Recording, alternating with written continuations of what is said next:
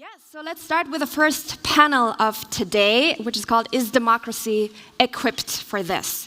So we'll start with exploring the civic infrastructure, the role of you and me as citizens in face of populism and the multitude of crises that we're facing, and in what way, we'll explore how to innovate the process of policy making, of governance and participation in terms of democracy, and how might technology actually be part of this. These and more questions we'll explore in this panel that is moderated by Kathryn Nwajiaku-Dahou.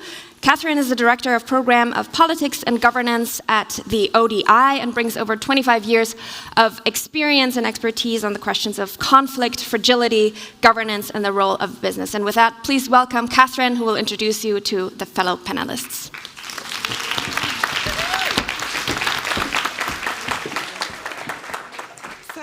Everybody, can you hear me? Is this mic on? Great, fantastic. So my name's Kathryn Nwajiaku-Dahou, and I'm delighted to be here. In fact, I'm privileged to be here. My pronouns are she, her, and I feel I've never felt in a conference all of me showing up. So my head, my heart, and everything else. This is such a wonderful opportunity to connect everything. The music, the dance, the poetry. I mean, we are really spoilt here. So I'm really delighted to be here with all of you. So as was just said, this panel will be looking at the question of whether democracy is equipped. Is it fit for purpose? And how might we make it so, given the future that we want to build?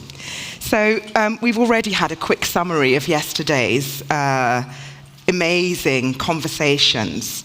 And we already heard, particularly in the gender panel, feminist panel, discussions about some of the ways in which we can start to think about creative, civic focused solutions. So in this panel, we're going to do a bit more of that.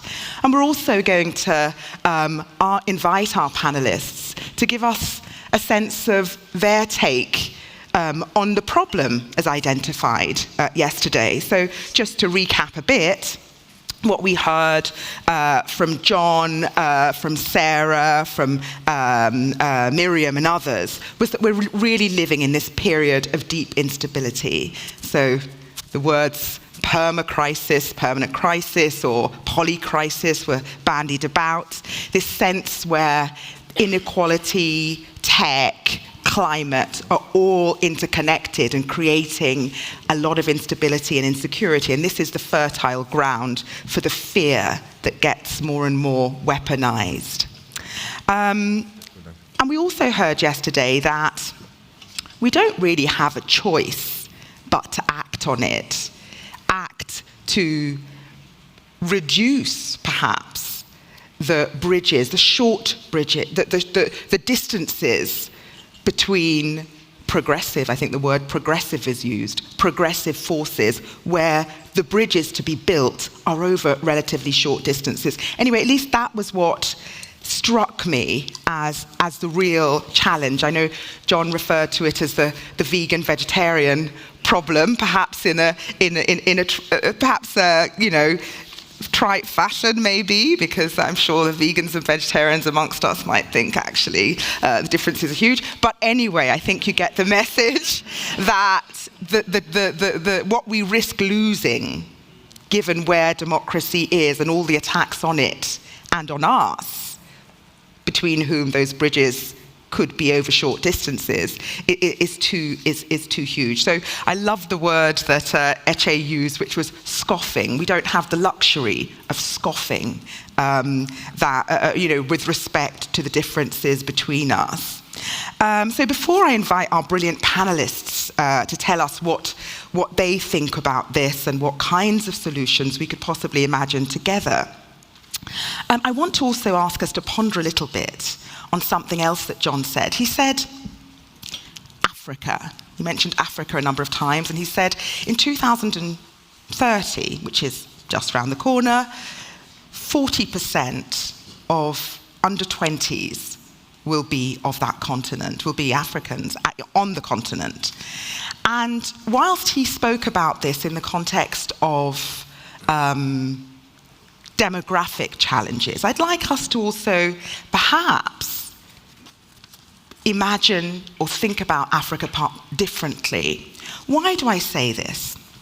Because beyond war, anti-LGBT and anti-gay rights or coups, I believe that, and I think John also said it, we can also learn a lot from what is happening in Africa. And interestingly, in Africa, there are many conversations taking place about the future we want to build and what kind of democracy we need to imagine that are happening right now. And so we might want to think of Africa as well as a site of intellectual production, knowledge production that can generate a conversation that is global, truly global. And I think when we're thinking of building bridges, short distances, long distances, we need to think also in those terms of a way of moving beyond inclusion, but a truly integrative approach to bridging as core to the democracy that we want to build. And I say this, one, because I'm quite involved in some of those conversations. I've had the privilege of being involved in something called the Foundation for Democratic Innovation, which is, convening conversations all across the continent, academics, artists, activists, to try and think through how we might reconsider democracy. Because if we do allow ourselves to look beyond the US, Europe, we'll also perhaps start to ask different questions about not just the challenges that democracies are facing because of the onslaughts that we discussed yesterday, but also begin to unpack the very nature of those would-be democracies that we're talking about. And in Africa, some of those conversations are precisely around what is the civic space within which those democracies, albeit those that are being unraveled, are taking place. So the conversations around how to engage social, political, cultural institutions, and I use that word very broadly, practices, values, ways of being, they've been traditionally excluded from those conversations on democracy, which are very state-centric and very much relative to states that are post-colonial constructions, really. So I think as we open up the conversation, we might also begin to learn from other experiences. And there's a book that came out 2022 by Achille Mbembe, who some of you may know, who's a Cameroonian philosopher, political theorist, historian, who's precisely saying that if we are to get out of what he calls a kind of techno-anomie, this sense that, and we're going to talk about it in our panel, that big tech is really reshaping what some call our cognitive integrity, who we are as human beings, our abilities to think and so on. It would do us well to engage with African thinking, African thought, African conversations that are trying to reclaim ways of thinking about the kinds of societies we need to build that are beyond human, thinking beyond human, thinking about the environment, thinking about the non-human world as well. So a plug, an invitation to perhaps think beyond what we already feel that we know. And I think I'll stop there and hand over to our fantastic panelists, who will enable us to take this conversation forward. So perhaps let me invite then Jeff Kwasi Klein.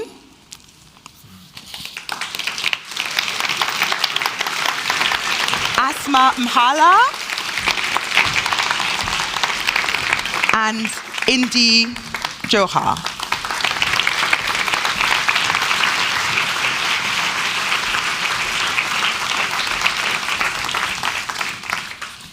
So, Jeff, maybe I'll start with you to introduce you. Welcome, everybody.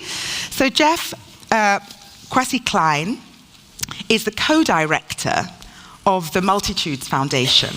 So before joining Multitudes, Jeff was a leading figure. In fact, he led the May Ayim Fund at Each One Teach One, which many of you may know. It's here in Germany. It's a Black-led, community-based education and empowerment organization, providing financial support and ideas for empowerment for Black activists, initiatives, and organizations.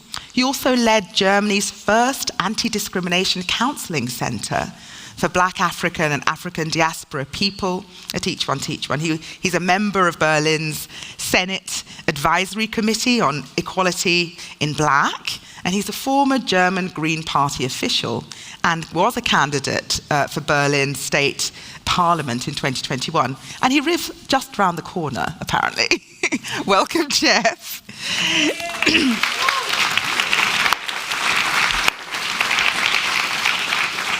And our second panelist is Asma Mahala. She's an expert in tech politics and big tech geopolitics, and she's a lecturer at Sciences Po in Paris and the Columbia Global Center and Polytechnique. She teaches political and geopolitical issues of data economy, and she's also an associate researcher of the European Research Executive Agency. She works on new forms of power between big tech and states and democracy, and on democracy and sovereignty questions. She advises governments on tech policy and strategy. So welcome, Asma. Thank you.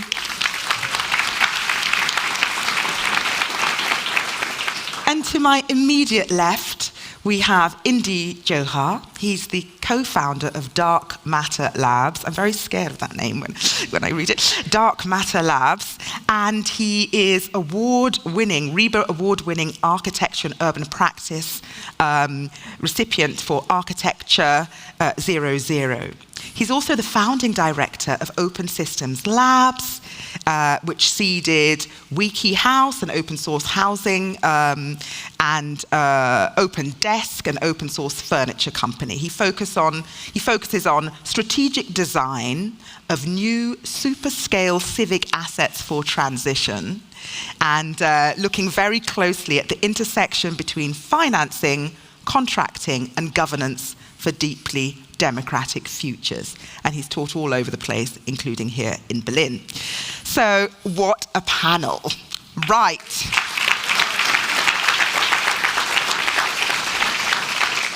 So let me start with you, Jeff. So given your political and activist engagement and background, can you help us out here? Is democracy ill-equipped, given what we've heard? And if it is, how do we do something about it? How do we rebuild this democracy with social justice as a centre? Do you have examples of what you've done that work and that can teach us? Over to you. Well, first of all, hello, can you hear me? Yes? So thank you for having me. Thank you for the warm welcome also. I would start out with asking a question, actually. What does it mean to be a human? And I'm asking this question for two reasons. One, because I always wanted to start an input like that. So there's that.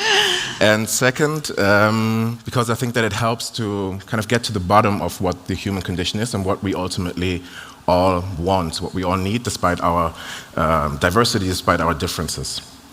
And I would say that the common denominator of what people want, there are many answers to this question, but I would say that it is to live a life in dignity, to be able to live without oppression, to be able to thrive, to live a life where there are no forces, outside forces kind of controlling what you do, what you think, and who you are. And I would say that people want to be able to thrive and to prosper. Not necessarily prosper only in terms of financial prosperity, but also spiritual prosperity, emotional prosperity, in terms of mental prosperity as well. So if this is the common denominator, then I think this could be a good vantage point of thinking about how we construct political systems that actually put this in the center, what people want.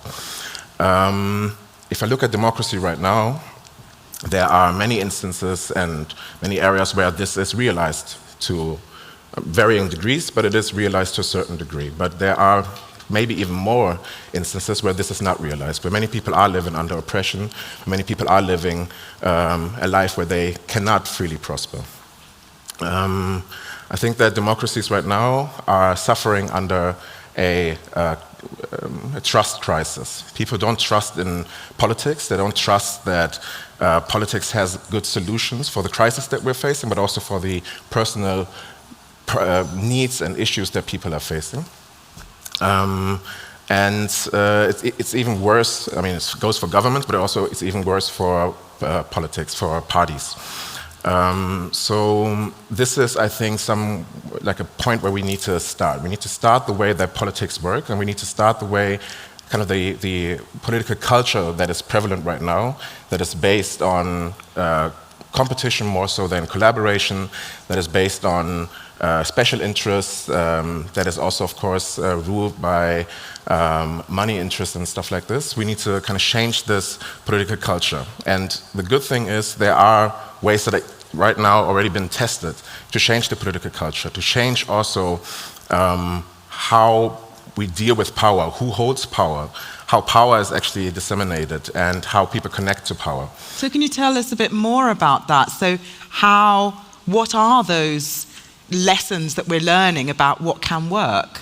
So there are a lot of political change makers out there that are working, for example, directly with political parties and making them more inclusive, on making them change the way that they select the list, the political list that they have, so that other people who are coming from underrepresented communities can actually take part in this and actually don't drop out. Because for many people coming from underrepresented communities, the dropout rate once they go into a party is huge, because parties are ill-equipped to actually hold them or to make space for them, especially because when we look at power the way that it's disseminated right now, it is kind of reproducing itself in with people that have been there forever and kind of reproducing themselves over and over again and making it very hard and putting up a lot of barriers for representation.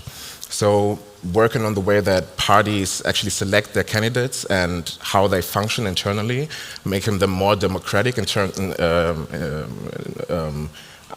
which is in contrast to the way that parties work, really. Right. Much has been decided on backdoor and kind of negotiations before the elections even start. So this is one way. Also, there are initiatives working with communities themselves directly to mobilize them around these big events that determine kind of where power lies. So elections, trying to mobilize them, trying to also bridge the gap between community leadership and political leadership. Because looking back at my time at EOTO and in the civil society, there is this, of course, there's a lot of mistrust to go into politics, but I would say that many people who are leading communities are well equipped to go into politics because they emerge out of the communities that are underrepresented.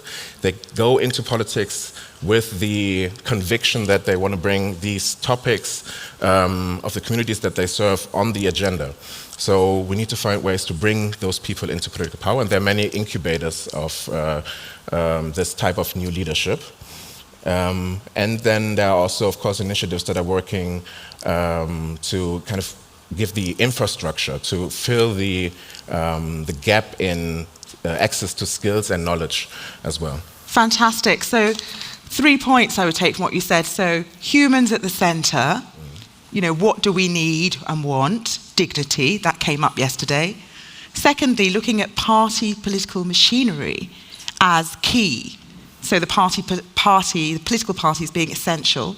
And then looking at community organizers as the resource needing to be linked to those political parties and being included.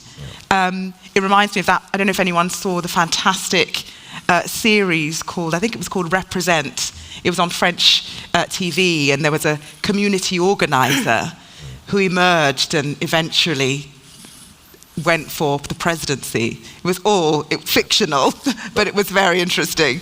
Do you want to have a point on that? Yes, because I wish it was as easy as just changing the people who have power. So I wish we could just change these faces and then everything would be great. I don't believe that. What I think is really we need a fundamental change in the way that politics works. And I would say that from my, again, activist heart, we would need kind of a revolution to do that. Right. And build something completely, radically different. But from a kind of like my policy heart, tells me that if I look at revolutions, often they're overtaken by people who have power, who have money, and who have guns and weapons.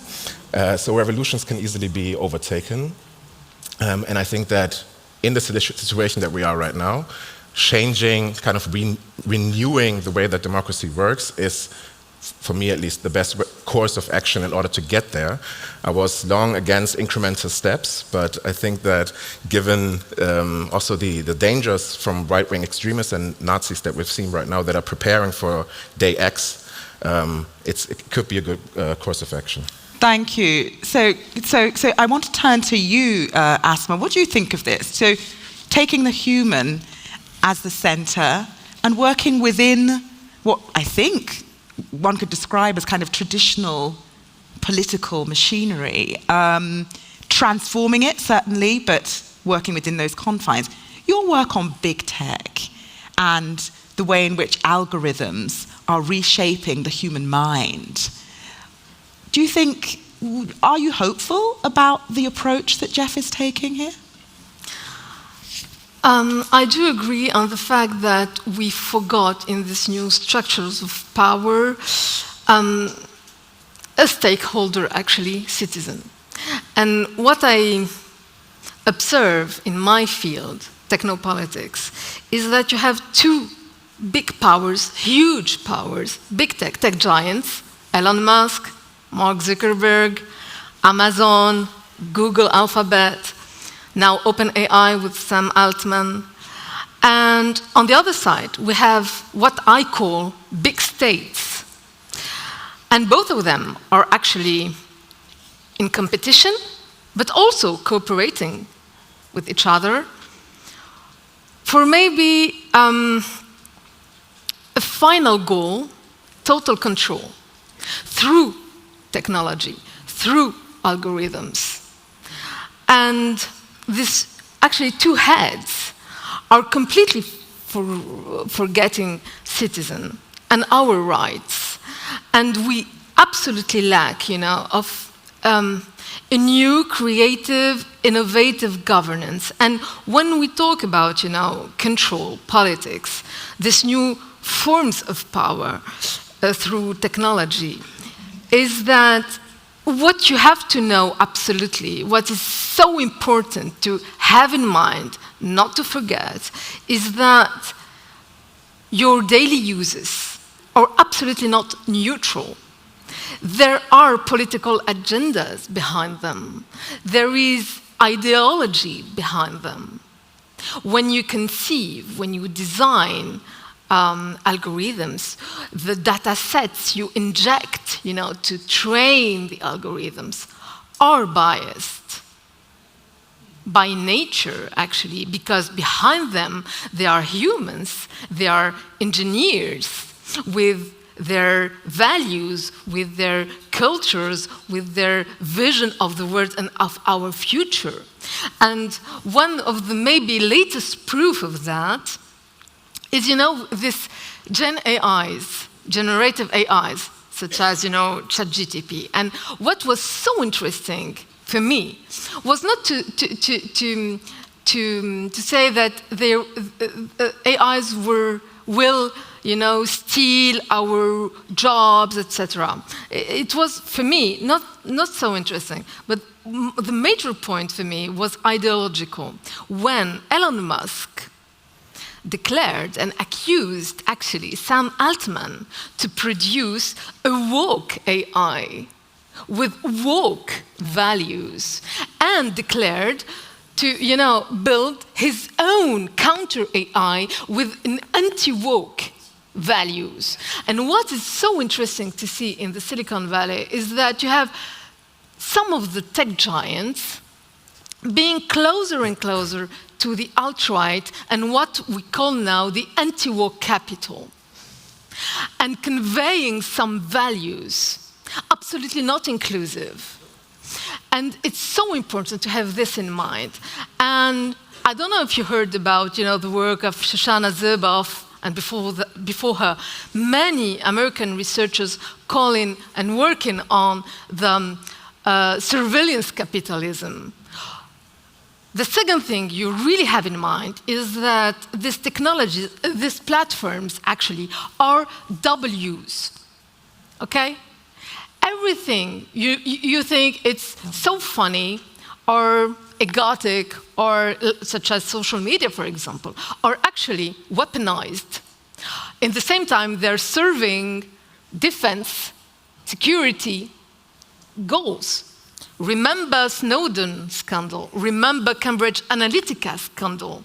And when we talk about reshaping your vision of the world, your thoughts, your subjectivity, actually your cognitive integrity is so true, because it's intangible, it's invisible, and in the same time, it's, always here. Your apps, the apps you use, are omnipresent in your daily life, really, right? So,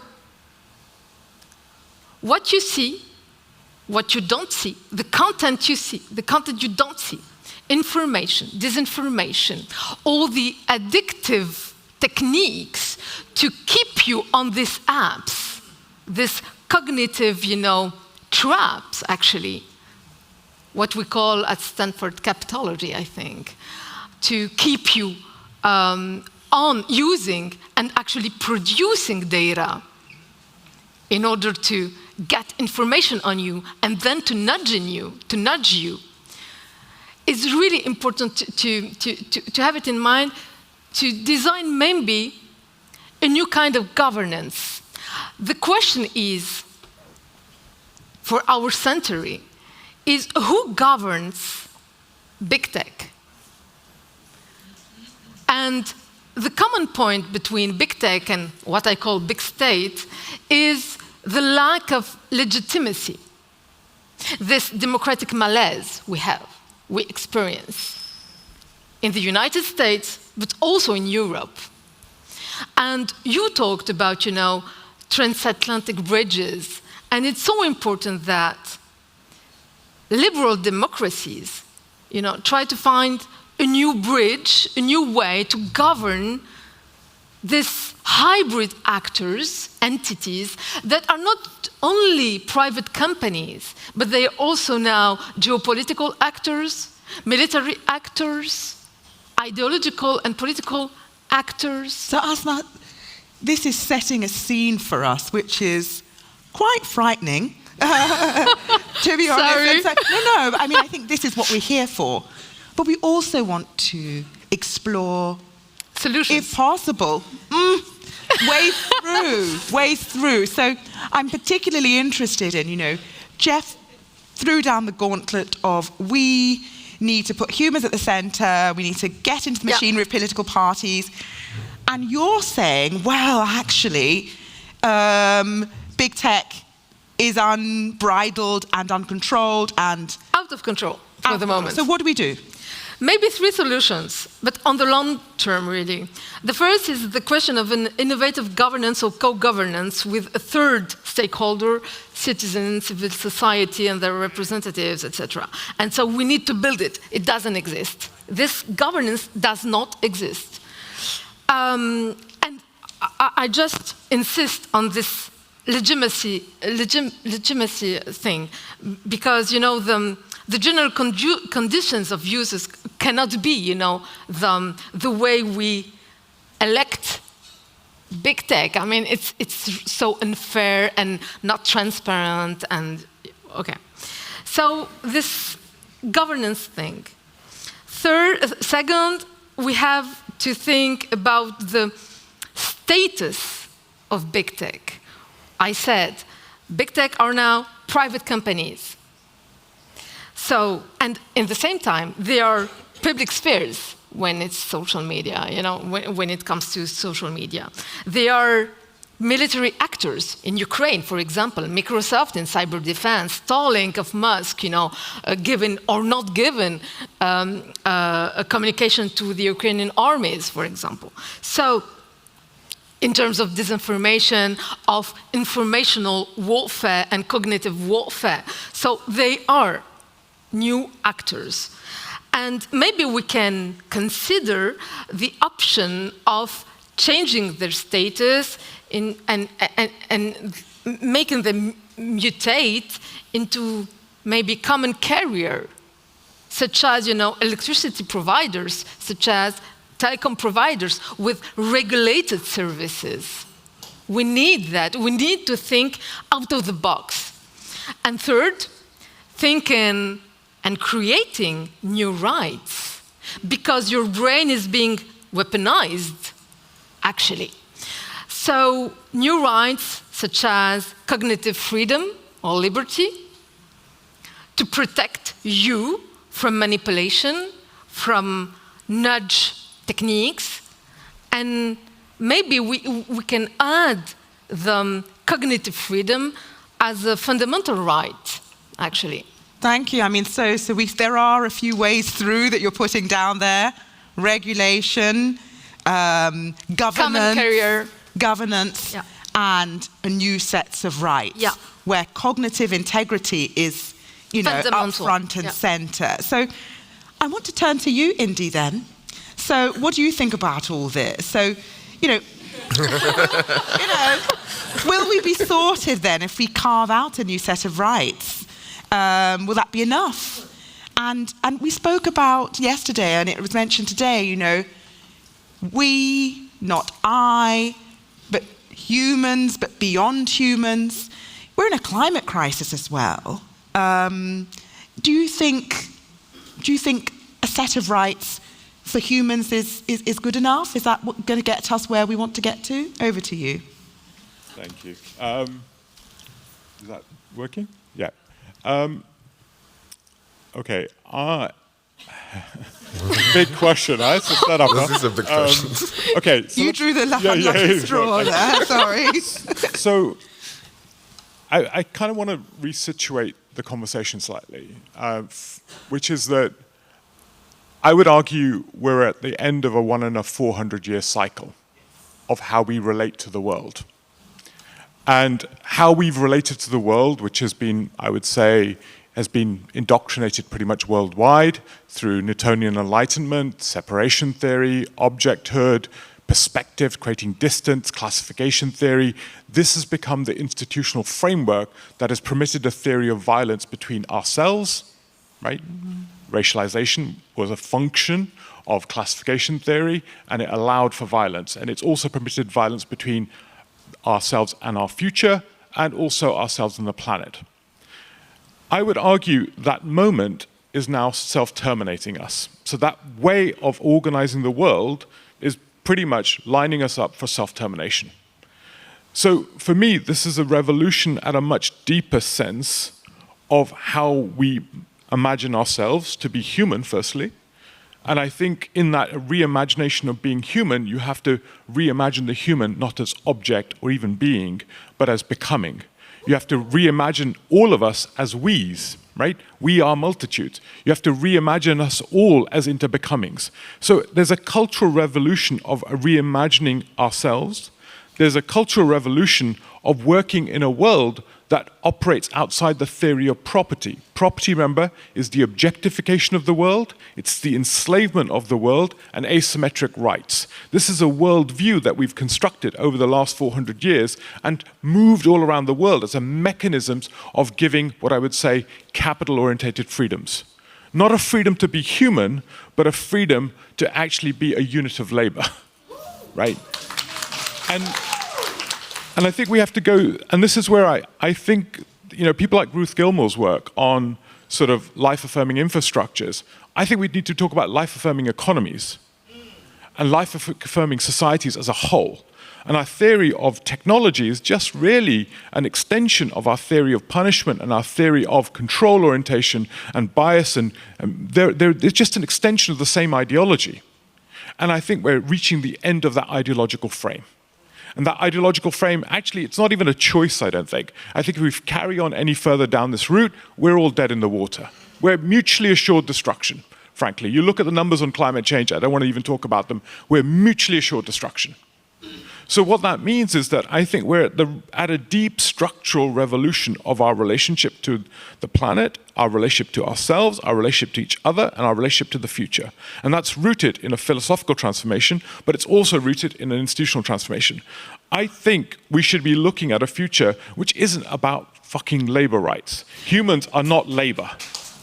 Let's re-expand our theory of economy that doesn't subjugate humans to being units of fucking labor. Right? I think we have to emancipate our theory of freedom, and a freedom to be human is the freedom that I'm asking for, not a freedom to be a better consumer. Right? It's not a freedom of choice of what I consume, but it's a freedom to be radically human.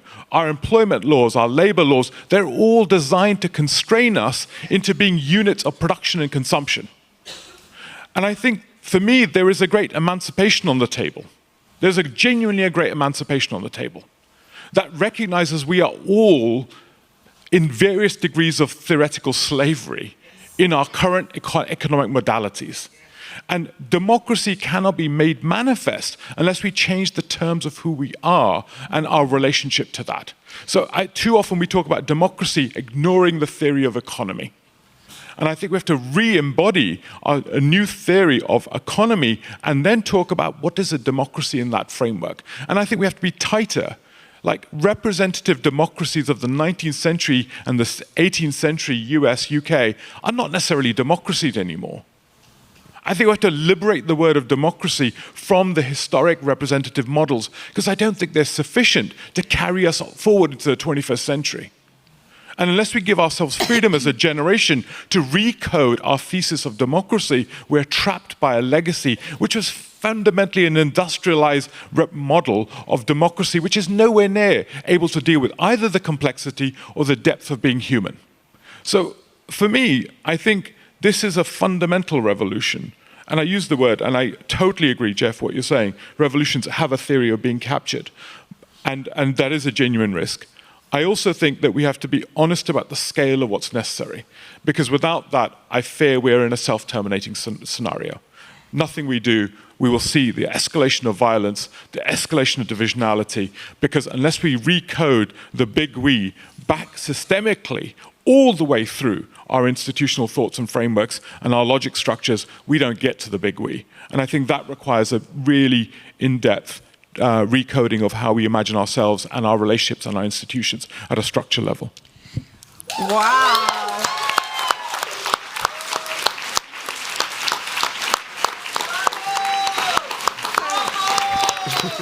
Just say, this panel is better than any breakfast anyone could have possibly imagined. I mean, before I, disintegrate through, goose pimples, this is another kind of gauntlet in another dimension that you've posed for us here. Kathryn, can I add something? Yeah, of course you can. And I just want to kind of restate the challenge, because you talked about the big we, and we've talked about belonging. So I think those two go very nicely together. And to situate this within a 400-year history of extraction, and it is really important. And I refer to Africa earlier, and I do think that the critique of democracy that is being debated is precisely because it is tied to that experience, long-run experience of extraction and with Africa having been roundly ripped off. over to you, Asma. What were you wanting to No, add I just here? wanted to add something, because actually what Indy said was so important, and about the reconsidering and rethinking our theory of economy. And who is doing so? Sam Altman, for example, thinking about, and not us, thinking about the post-capitalism system, when all the AIs are going to make the hard work, and then maybe taxing robots and giving us, in exchange, some revenues, just for a living. And yeah, they're already thinking them about this next economic system. And it's so insane and huge, because we are completely excluded from the conversation, actually. And what do you think, Jeff? I mean, Indy brought back revolution into the conversation, that you kind of thought, well, revolution's happening. But I think Indy was also referring to revolution of ideas as well. Now, you weren't here yesterday, but I think John Powell suggested that what we need, or what we might be doing here, is a moment akin to the Enlightenment moment, when there was an agenda, philosophically, ideologically debated, that was then that which led to the translation into liberal democratic forms and so on. And so perhaps, are we in that kind of moment? And if we're not, how do we begin to think about getting us there? Jeff? It's hard to say, from my perspective, if we are at that moment. I think that revolution of the mind, revolution of the thinking, is an important precursor for changing systems and for really affecting social change. However, again, when we look at the Enlightenment period, for example, this, of course, also came with a lot of atrocities, and it paved way to justify colonialism, imperialism, and other atrocities that came with nation states, that came with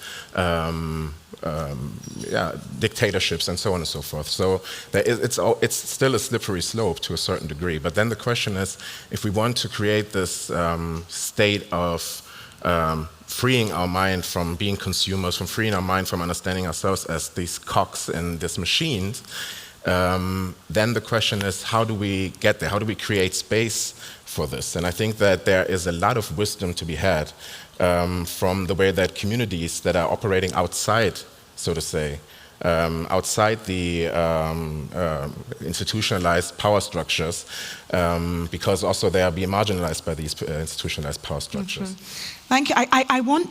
I'm acknowledging time, and perhaps I want to just give the opportunity to the audience to three questions, comments, observations, feelings, that then we can throw back to our panelists and then try and round up. So I've got three on. Okay, one in the back, in the corner, and one here in the second row, and then the lady in the pink dress on the left. And we'll see if we can keep them short. I might be able to bring in two more here. And we'll take them all together and then throw it back to our panelists at the end. Thank you so much. This was brilliant, and I'm particularly captured by the idea of recoding the big we, and very curious if there are thoughts from the panel on how do we recode the big we, and what humans among us are currently doing it effectively. So how and who are we recoding the big we? Okay, brilliant. Thank you. Next question to the lady at the front, second row.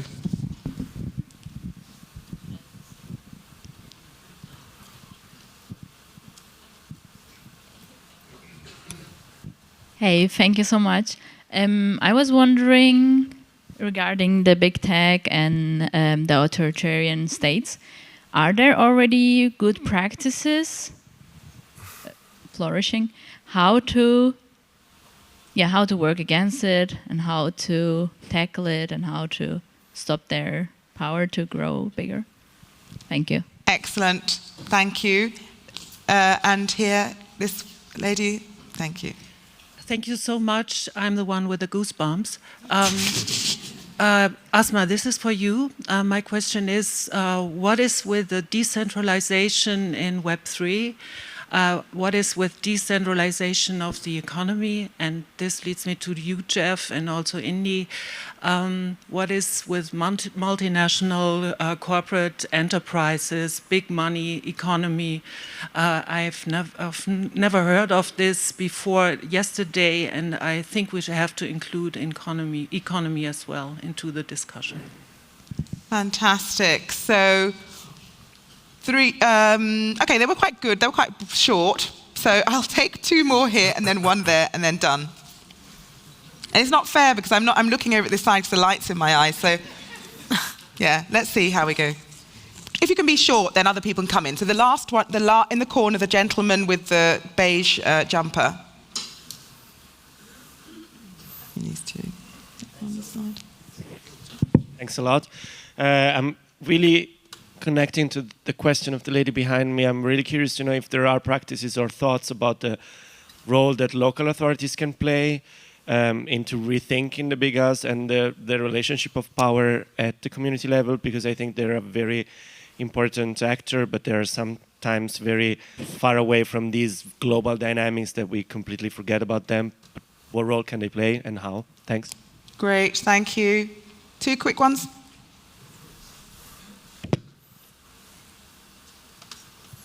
Thank you. First of all, I think the most brilliant chairing I've ever known. Thank you so much. I mean, really, seriously. I think it's probably to all of you, but mostly maybe to Indy and Jeff, just because of the human dimension. What role do you see emotions playing in our capacity to recognize our own self-belief about our own capacity to make these changes at a really deep, philosophical, sacred, and powerful political? I think the role of emotions has really not been given the justice that it needs to be part of this process. Thank you. Excellent. Great. Brilliant question. Paloma Pavel with Earth House Center, Oakland, California. I'm working in the space of climate justice, and as we involve and listen into the voice of the more than human world as part of this collective we, what are how are the threats also opportunities to unite us all as we consider the role of the more than human world, the natural world, as we call it? Excellent. I'm sorry for those who I'm excluding, but I think that's quite a lot. Brilliant questions. So the we, coding the we, the local level, local authorities, the emotional angle as an opportunity, possibility, and the economy, bringing the economy up front and center, as well as the climate opportunities, the climate crisis opportunities unfolding. So just to, take a pick. Take a pick. Who wants to go first? We start with the decoding. Economy, go on then. Fair enough. Straw again. So, that's okay. There's probably a few things I want to pick up out of the questions. One, I think I just want to reiterate: we've got to be careful. Our current technological frameworks are built through a theory of extraction because they're built through a mindset of effectively the same things that we're using for mining. It's the same modality, right? Tech is no different from mining. It's exactly the same. The only thing is they're mining us, right? That's the big move that's happened, right? So we've got to see it from that platform level. And then I think the second part of it is that we've got to be careful. Like in the Web3 conversation, it's actually largely a fractionalization of value. So it's a hyper It's like a hyper neoliberalism, accelerated, rather than actually focusing on the entanglements of value. Right, and I think this is really key thing. And I think, if we look at this arc that we've been on, it started in the 1970s with people like David Bohm talking about quantum physics and philosophy in a fundamentally different way. And in terms of the science of our entanglements at a biological level are well and truly in play. The science is no longer the deficit. I mean, John's work shows much of this stuff. So the science is not there. We just haven't built the cultural conversations to actually lift the science back into everyday discourse about who we are and how we imagine ourselves. So I think the big we has been emerging for nearly, 50, 60 years, but what we haven't built is the actually institutional frameworks. And I think places like local authorities are really important. But the problem is that, and I'll use a very boring example to illustrate it. A tree planted on a street, right, is a cost and a liability to a local authority, because it's got a maintenance cost and it's got effectively an insurance cost. Its intersectional benefits in terms of health, so 97% of trees are male trees because they require less maintenance. However, they generate large amounts of asthma because the asthma costs are outsourced. So local authorities are still managing through divisionality of value rather than intersectionality of value. Now, if we can move, and local authorities are where these risks cascade. This is the big moment where actually local authorities, where these risks cascade and become intersectional, we have to reimagine the local authority being able to integrate and operate at that integrated value proposition level. And I think this is where I kind of keep going backwards. I think actually we recode our technology, and I think we have to be careful not to other technology. Like we've othered, I would argue, we've othered our relationship with the planet and ecological systems.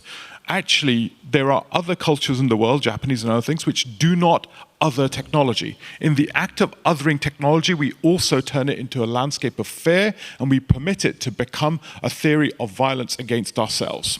Right? So actually, the big we is human, non-human, and technological we's. Right? Let's bring all three together into the big we rather than creating the separation. And then let's talk about life-affirming economies in every one of those three big we's. And that builds a fundamentally different modality of operation. And you're seeing this, and this rhymes very cleanly. It rhymes with indigenous thinking. It rhymes with many of the seven generation thinking. It rhymes with nation of trees. It rhymes with all sorts of histories that we've had, animistic cultures in Japan and other things. So we are rhyming with history, but we're also moving forward at a planetary scale. And I think that is both interesting just for us to be respectful of history and be able to operate within it and operate across those dimensions. So I just want to lay that out, that I think there's an opportunity, but the coding has to be at the structural level. Our monetary, how we make money, how we like money is a claim on future energy rights. Our production of money is a massive theory of centralization. So how we construct our economies of life-affirming economies is going to require root and branch innovation. And the final point I'd say is that, central bank, and I'm going to use this, central bank digital currencies are coming, right? All the big central banks. How many of us in this room are involved in those conversations? And this is an issue. Unless we're involved in this conversation, it's problematic, because then you are the victims of actually very powerful technologies of society that are going to be very oppressive in their current design frameworks. So we need to be involved in those deep code conversations, talking about the new economic frames and talking about actually different theories of value, entanglement values and other formats to be able to build those futures. And that's what I would invite us to be able to do, is to go into the deep codes and start actively working into the deep codes. I think there is a new technological future which is life-affirming. Imagine technology which was a life-affirming technology as opposed to an extractive technology. Let's recode our expectations of these frameworks and open them up in radical new ways. Thank you. So we have to own technology. We have to bring it in. Very, very fascinating. Asma, your take. Yeah, to answer to the few questions, about big tech and what is flourishing as initiatives. First, we have all the whistleblowers' work, okay? Snowden, Frances Haugen with Facebook files. all the scandals around, manipulation, nudging, social media, swing voters in 2016, etc. And we have to listen to them and maybe to protect them. And here I'm referring to Julian Assange, for example. Or even Snowden, actually. So first, whistleblowers. And they are doing they've taken their part of the job. Second, maybe we have a fifth power, public opinions. Again, on the social media, discussion, we have, this emerging consciousness of addiction, of manipulation. And just this week, I think, or last week, you got, 40 federal states in the United States suing Meta, Facebook, for manipulating, children and trying to maybe. I think it's going to be the first time we have this huge, federal actions with Republican and Democrat, states. So on the federal level, on the local, I would say, level, we have something. But in the United States, you have, and we have a problem, the Constitution. Actually, I'm sorry to say that, but it's archaic, it's too old. It's not operating anymore with these new paradigms. And when you have, the First Amendment of, this maximalist vision of freedom of speech, and when you have this privatized, public spheres called social media, we have here a problem. And the problem is embedded with Elon Musk, for example. So we have to rethink again the status. And in Europe, you have these big regulation texts like Digital Market Acts for the antitrust, the European antitrust actions, Digital Service Act related to the moderation aspects of democracies, and the AI Act. But regulating is not enough, I think, because it's always ex post. It's always becoming when we got the problem. We have to recode, we have to rethink the structures of power and the distribution, actually, of power.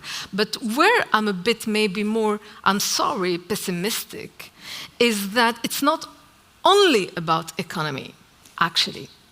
What we witness right now, what we're experiencing right now, is a geopolitical rivalry between China and the US, and the tech question is at the heart of the competition. AI is at the heart of the competition, and AI for military uses. It's about domination, it's about hegemony, it's about, leadership, world leadership. And this competition between two big empires, one trying to survive and the other trying to take, the global leadership, is maybe let me think that it's going to be very hard, to have an action on the short term. I think it's going to be hard because these states and the cooperation with big techs, when we see all the military cooperation, for example, between the American tech giants and the Pentagon, between the civil-military fusion in China, is maybe going to make our big us a bit harder to take action on the short term. And third, and my last maybe impression, is just to be careful about big us. We are not angels. Sorry to say that. But when we see how we globally use social media, how they are polarized, the hatred, the anger on these, new public spheres. I mean, I don't know if we are ready, actually, because, okay, we are manipulated. That's true that, the virality and the business models behind social media or AI, it's the same problem, and actually it's the same logic behind the how you monetize actually data. We need maybe to rebuild our actually humanity and our singularity as a human. And it's gonna be a bit long, I think. The context lends itself to a lot of pessimism, but at the same time, I mean, I think what we are hearing is of course, but we have to be just realistic. This is my point. And this huge, it's meta powers between big states, big empires, tech empires, are so huge. That, of course we have to work. Of course we have to find the links. Of course we have to find the spaces. And maybe one answer is going to grow and become from the bottom, of course, empowering local authorities, maybe. But we have also to be maybe a bit patient. It's for the long haul. It's for the long haul. I'd like to just give the last word to Jeff, but before doing that, just remind us of the images that John and others put on the table yesterday of the Foreman Muhammad Ali fight. And I think it was Yin who said something about death by 1,000 cuts. Just putting it out there, just reminding you of the power in light, even within the mega structures of power that you describe, perhaps creative ways of undermining. Jeff, when you answer, could you say something about the emotional question? Because somewhat you put humans on the table as your first point, and there was an interesting question about the role of that level, emotions within as a way forward, recentering emotion. Could you say something about that? Yes, I will say something about this, but first maybe kind of reiterate also what you just said with death by 1,000 cuts, right? Yeah. It wasn't me, I'm just copying someone said it yesterday. So this could be a metaphor for bottom-up approaches that are empowering people. I think that the local level of politics of human interaction is constantly underrated, of how important it can actually be in transforming the mind and transforming also social systems and political systems. And also in terms of strategy, the local level is a good entry point for people, for example, from communities to connect to decision making, also to go into positions where they are part of the decision making. It has a lower threshold, but there's much more, in a way, direct interaction with communities. And so this idea of an emerging leadership can actually be realized, I think, through bottom-up approaches and through looking at the local level. And also for many people who can't even vote, but who can actually participate in politics on the local level, this is another way to kind of get into it and learn about how politics work, and also learn about the dysfunctionalities to a certain degree, and find strategies and ways to overcome these. And maybe not always only look at the kind of the big picture, huge things that are so frightening so often. And in terms of emotions, I really love that question, so thank you for that question. I think one emotion that is being suppressed when it comes to politics is hope. Why is it that when we think about politics and think about these structures or whatever, we don't think of this as something that is meaningfully going to change our lives, that is giving us a future vision that we can actually get behind. So bringing hope into the center, when we talk about making politics more human, making it more inclusive, yes, also making it more hopeful. So, but this is kind of an invitation to all of us. What is it that brings us hope? Can we focus and try to center the things that bring us hope and then build on this step by step, from the bottom up, but also in terms of how we reimagine the kind of politics that will bring us into this century and then the next centuries, just something for us to think about and to kind of answer for all of us. Thank you, everyone. Thank you, Joar. I mean, this has been a very interesting journey on multiple levels. And as we're all kind of grappling with so much that came out of it, I'm not going to dare to try and sum up anything. But I would just perhaps invite us all to think about, one thing that we would take away from this feast of ideas here, and that will inspire us to do something differently.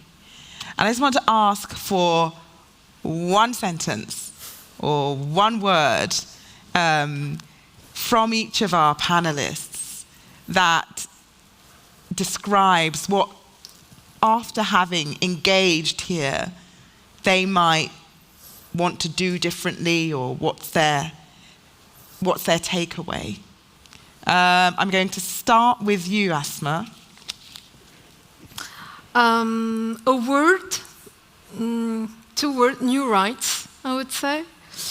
And what we can do differently is, maybe to change, to get aware of what is going on really, but from a realistic point of view, without, angelism or too much optimism, or just to be realistic, not to lie to ourselves. It's maybe the first step to a good diagnosis.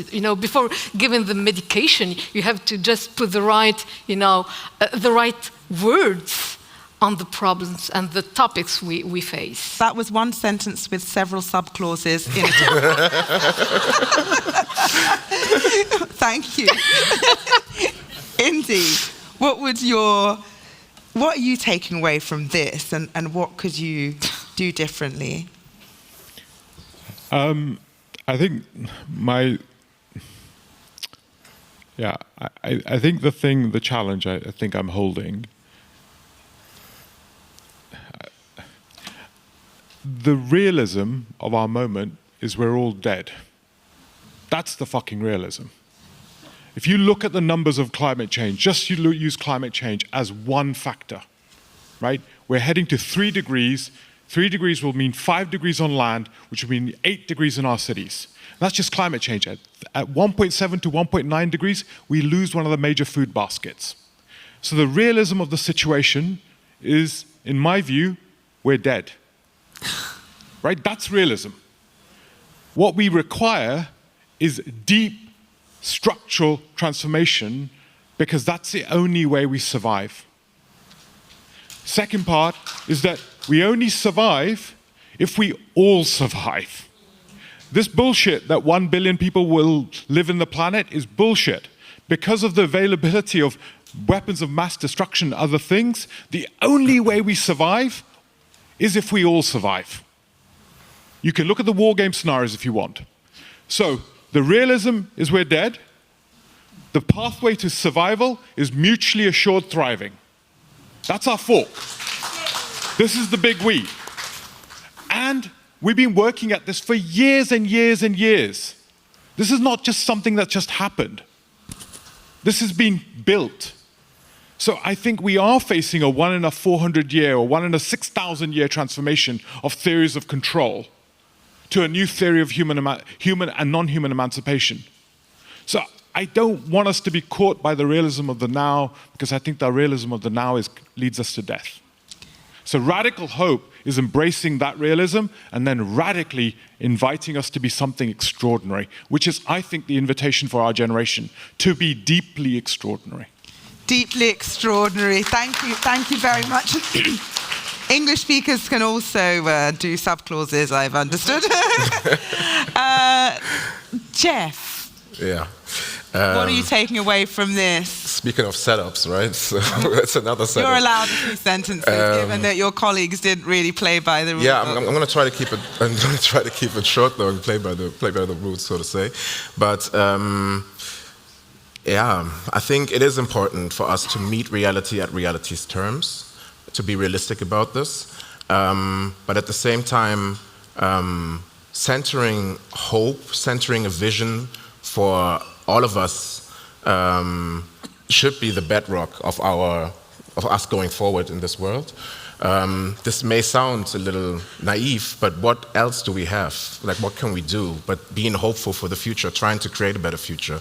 And we get so easily caught up with the problems that we're facing, and these are huge existential crises, of course. But the way forward is to be strategic, meet reality at reality's terms, and put hope and the well-being of people, non-people, and also, in a sense, technology at the center of our doing. Wonderful. I'd like you all to give a huge round of applause for our fantastic panel. Cherish, Kwasi Klein, Asma Mhalla, and Indy Johar. Thank you.